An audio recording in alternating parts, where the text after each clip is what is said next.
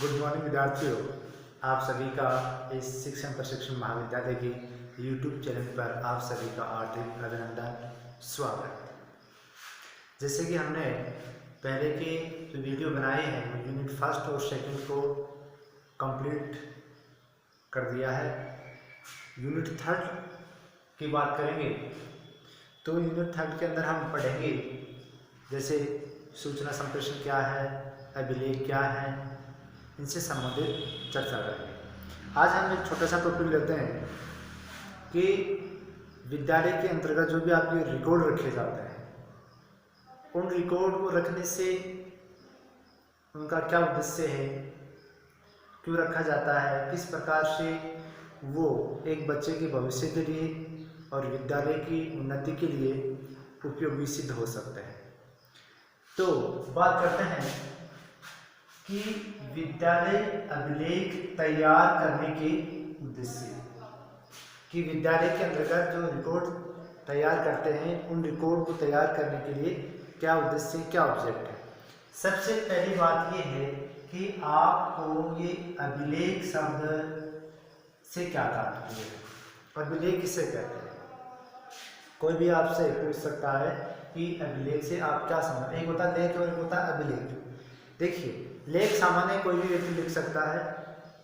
अभिलेख राज्य सरकार या केंद्र सरकार के द्वारा जो भी दस्तावेज प्रस्तुत किए जाते हैं वो क्या कहलाते हैं, अभिलेख कहलाते हैं। राज्य या केंद्र सरकार के द्वारा जो भी लेख प्रकाशित करवाए जाते हैं, प्रस्तुत किए जाते हैं, उन सभी लेखों को ही अभिलेख कहा जाता है। यह आपको थोड़ा सा दिमाग में रहना चाहिए।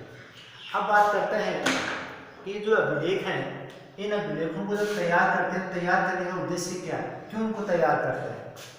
तो जैसे हम पॉइंट वाइज बात करें, पहला है विद्यार्थियों के मूल्यांकन के लिए, कि अगर बालक का रिकॉर्ड, क्योंकि विद्यालय एक सरकारी संपत्ति हो गई तो वहाँ पर उसके रिकॉर्ड रखेंगे। उन रिकॉर्ड के आधार पर उनके दस्तावेजों को देख करके हम उस छात्र का क्या कर सकते हैं, मूल्यांकन कर सकते हैं। जैसे उसने जो विद्यालय की सहगामी क्रियाएं हैं, जैसे खेलकूद प्रतियोगिता है, भाषण प्रतियोगिता है, उनमें उसकी भागीदारी कैसे रही, उसका जो रिपोर्ट कार्ड है उसके आधार पर हम उसका मूल्यांकन कर सकते हैं कि कितने प्रतिशत नंबर आए, कौन से सब्जेक्ट में कमजोर रहा, कौन से में होशियार रहा। तो इस प्रकार से जो अभिलेख होते हैं विद्यार्थी के मूल्यांकन के उद्देश्य की पूर्ति करता है। दूसरा, शिक्षा विभाग, एजुकेशन डिपार्टमेंट एवं राज्य सरकार के विषयों के अनुकूल कार्य करने के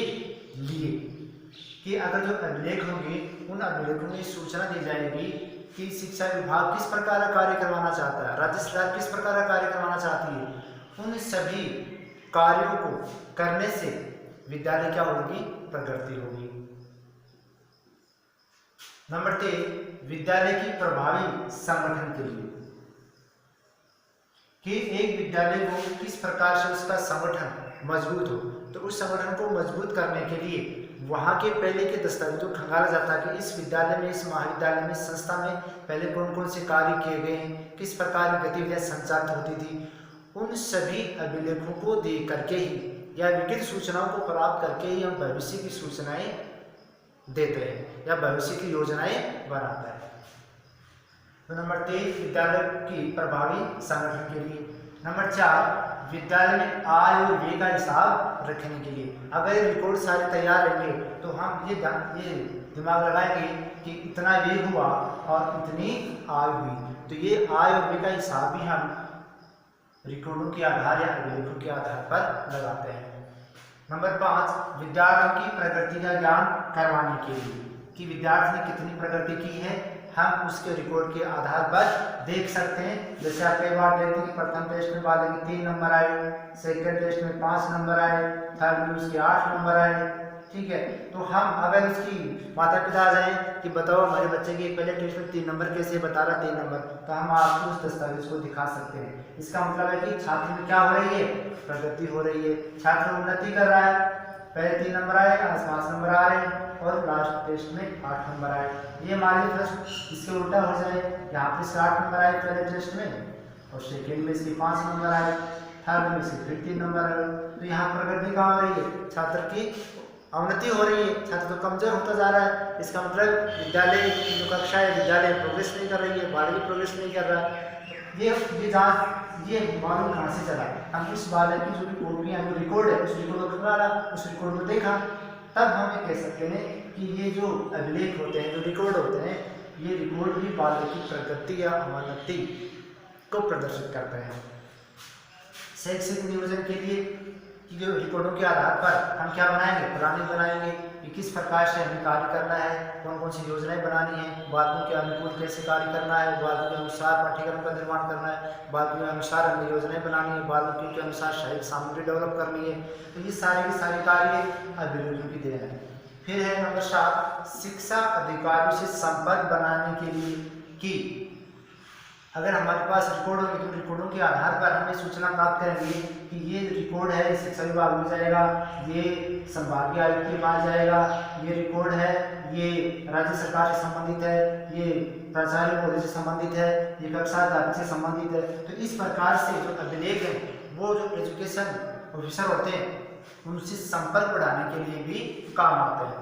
विद्यालय को क्रमोन्नत करने के लिए, ये बहुत ही अच्छा पॉइंट है, याद रखें, विद्यालय की क्रमोन्नत करने के लिए, क्रमोन्नत का मतलब ये कि जो भी विद्यालय जैसे 5वीं से 8वीं हो गई, 8वीं से 10वीं, 10वीं से 12वीं, तो 10वीं से 12वीं ऐसी थोड़ी होती है। 10वीं से 12वीं करने के पहले उसके जो रिकॉर्ड होते हैं, जो अभिलेख होते हैं, उनको खंगाला जाता है, उनको देखा जाता है कि वास्तव में बच्चों की संख्या ज़्यादा है, स्टाफ भी पूरा है, रिजल्ट भी अच्छा हो रहा है, आसपास में कोई सीनियर विद्यालय भी नहीं। तो रिकॉर्ड के आधार पर देख करके, अभिलेखों के आधार पर ही या अभिलेखों का मूल्यांकन करके ही उस विद्यालय को क्रमोन्नत किया जाता है या उस विद्यालय को आगे बढ़ाया जाता है, उसकी कक्षाएं बढ़ाई जाती हैं।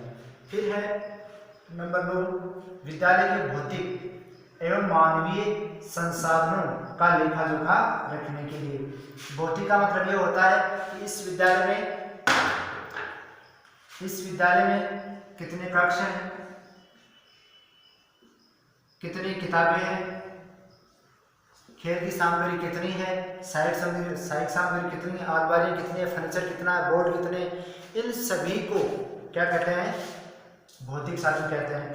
फिर अगर मानवीय संसाधन का लेखा, मानवीय संसाधन मतलब ये होता है कि उस विद्यालय में, उस महाविद्यालय में जो भी टीचर काम कर रहे हैं, उन टीचरों के जितने भी लेख होते हैं, जितनी भी सूचनाएं होती हैं, जितने भी उनके दस्तावेज होते हैं, उनका भी हम रिकॉर्ड रखते हैं।